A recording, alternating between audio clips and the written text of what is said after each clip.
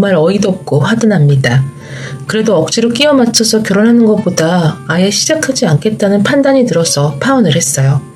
그런데 남자친구네 집안에서는 저보고 왜 그렇게 꼬였냐며 저한테 결함이 있는 것처럼 얘기하더라고요. 성격 못 고치면 평생 가도 절대 결혼 못하고 혼자 살다 죽을 거라면서요. 여러분들이 한번 제 사연을 들어보시고 과연 누가 옳은 판단을 했는지 이야기 좀 해주시면 너무 고맙겠네요. 저와 남자친구는 직장 동료의 소개로 만나 2년 정도 연애를 했고 누가 먼저랄 것도 없이 자연스럽게 결혼 이야기가 오고 갔죠. 사귀는 동안 남자친구는 저희 집에 자주 놀러와서 집에서 데이트를 즐기는 편이었는데 서글서글한 성격의 남자친구를 저희 부모님은 참 많이 좋아하셨어요. 제 친구들 부모님들만 봐도 이것저것 많이 따지시던데 저희 부모님은 돈보다 중요한 게 사람 됨됨이라며 지금처럼만 저를 아껴준다면 더는 바랄 게 없다는 말씀을 하셨어요. 남자친구는 지방 출신이라 저는 결혼 이야기가 나오고 나서야 처음 남자친구 집에 인사를 갔습니다. 그런데 처음 만난 남자친구의 어머니께서는 보통이 아니시더라고요. 저보고 하늘 같은 남편 잘 받들어 모시고 성심성의껏 내조해서 남편이 훌륭한 가정을 일구는데 이바지하라고 하시는 겁니다. 남편이 막둥이이기도 했고 어머님이 워낙 연세가 있으셔서 그러려니 했어요. 원래 아들 가진 부모님들 다들 며느리가 자기 아들 떠받들길 원하시니까요. 대답만 하고 그냥 흘려들었습니다. 그렇게 시간이 지나서 저희는 상견례를 하게 되었죠. 저희 부모님은 정말 다 괜찮으니까 그냥 우리들이 하고 싶은 대로 하라고 하셨지만 남자친구네 집은 달랐어요.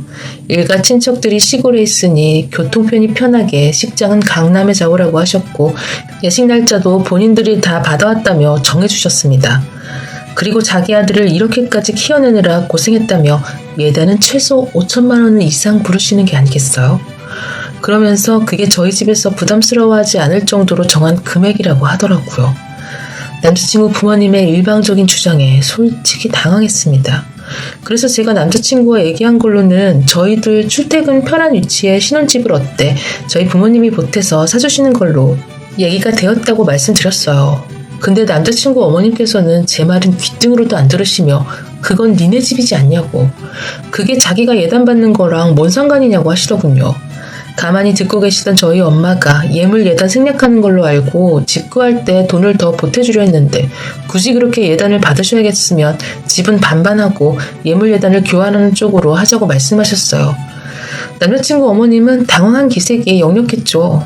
그러면서 제가 액세서리를 평소에 하고 다니는 꼴을 본 적이 없는데 무슨 예물이냐고 하시더군요. 그러면서 남자친구가 말 좀 하려고 하면 어머님이 계속해서 말을 가로채서 제대로 말도 못하게 했는데 결국 남자친구가 조금 큰 소리 내며 어머님께 그만하시라고 했죠. 일부러 미리 다 말씀드리지 않았냐고, 예단도 안 하기로 다 얘기됐고 예물도 생략하자 했는데 왜 갑자기 상견례 자리에서 그러냐고 난세급표했어요.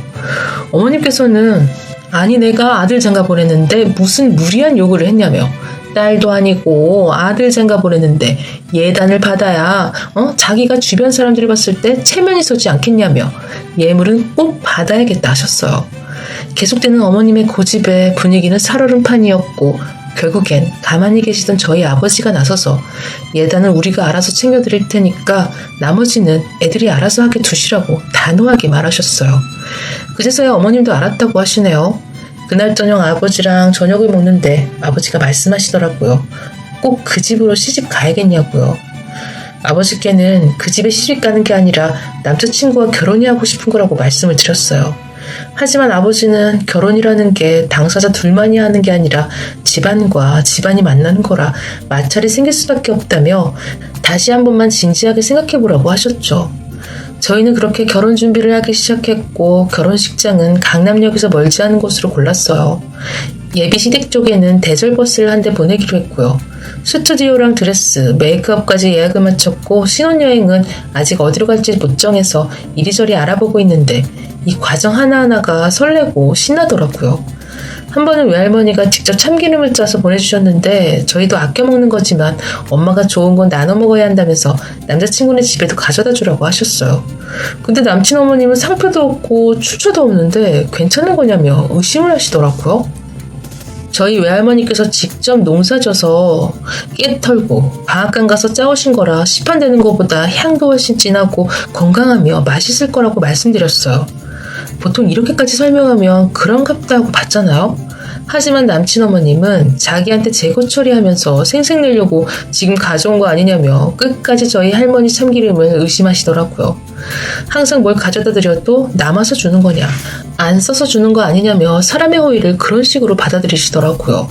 저희 집의 경제적인 상황을 알고 계셔서 그런지 항상 제가 무언가를 드리면 가격부터 확인하시고 브랜드부터 들여다보셨어요. 그럴 때마다 남자친구가 제발 그러지 좀 말라고 창피하신 줄 알라며 화도 내보고 감정적으로 호소도 해보았지만 그게 하루 이틀에 고쳐질 버릇은 아니었죠. 예단은 1,500으로 하기로 했어요. 어머님께서 무리한 요구를 하긴 하셨지만 예단보다는 저희 집이 더 중요한 문제였기도 했고 집에 대한 비용도 저희 쪽에서 부담하기로 했으니 그 이상하는 건 좀 과하다 싶었어요. 예물은 그냥 저희들 반지만 깔끔한 거 맞추기로 하고 끝냈어요. 저희 부모님께선 노력으로 지금의 사업실을 읽어내신 분이기 때문에 투자할 땐 과감하게 하시지만 가치없고 쓸데없는 일에는 절대 허투루 돈을 쓰시는 분들이 아니었죠. 그런 부모님 덕분에 저 또한 올바른 소비 습관이 몸에 배어 있었고요.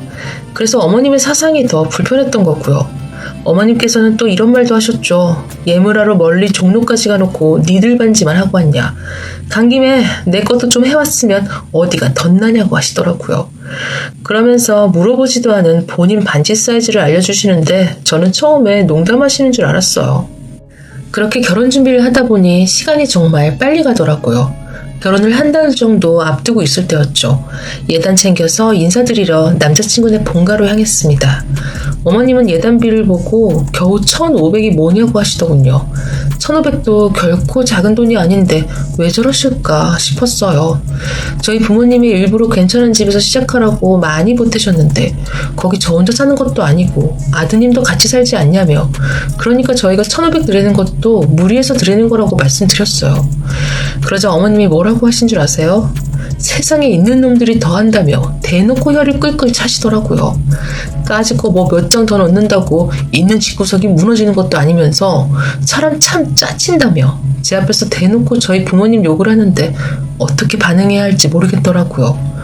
어머님께서 이럴 줄 알았으면 그냥 삼겹살이나 구울걸 괜히 비싼 소고기 사왔다며 입을 삐쭉 내밀고 툴툴 거리시더라고요. 남자친구는 나 부끄러웠는지 저보고 앉아있으라고 하고 상을 차리러 갔어요. 그러자 어머님은 어디 남자가 부엌에 들어오냐며 저한테 주방으로 오라고 손가락을 까딱까딱 하시더군요. 이제부터 실전이다 생각하고 하나씩 해보라면서요. 물론 저도 당연히 할 수야 있죠.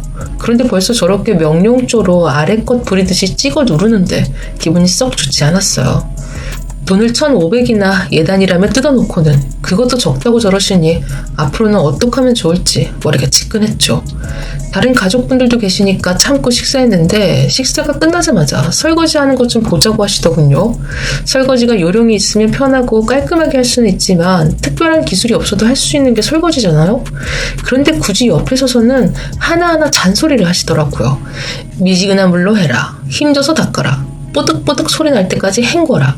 설거지 끝나면 뒷정리 깔끔하게 물기 없이 닦아나라면서요. 그러면서 설거지도 해본 적 없냐며 있는 집이라 곱게 커서 기본적인 것도 할 줄 모른다며 비아냥거리시더라고요. 그래서 저도 짜증나서 저희 신혼집에는 식기세척기 들어가니까 괜찮다고 말씀드렸어요. 그러자 돈 있다고 별 쓸데없는 걸 다 샀다며 물 틀고 퐁퐁 풀어서 문지기르기만 하면 되는 걸 그걸 못해가지고 그렇게 기계까지 들어가며 돈 쓰고 있냐고 또 잔소리에 잔소리를 더 하시더라고요. 그래서 저는 저희가 맞벌이다 보니 퇴근하고 와서 조금이라도 집안일을 줄이고 쉴 수 있으면 좋겠다 싶어서 남자친구랑 상의해서 계약한 거라고 말씀드렸어요. 그러자 내 아들은 자기를 닮아 부지런해서 그런 생각까지 안 했을 텐데 네가 혼자 편하고 싶어 아들 꼬셔 식기세척기 지른 거 아니냐며 저를 몰아세우시더군요. 저는 그냥 저를 헐뜯기 위해 이 땅에 계신 것 같은 그분이 계신 곳에서 빨리 빠져나오고 싶은 마음밖에 없었는데 어머님께서 남자친구랑 저한테 하실 말씀이 있다고 하시더니 여기 좀 앉아보라고 하시더군요. 내용인즉슨 저희들 월급의 절반을 생활비하게 달라는 거였어요.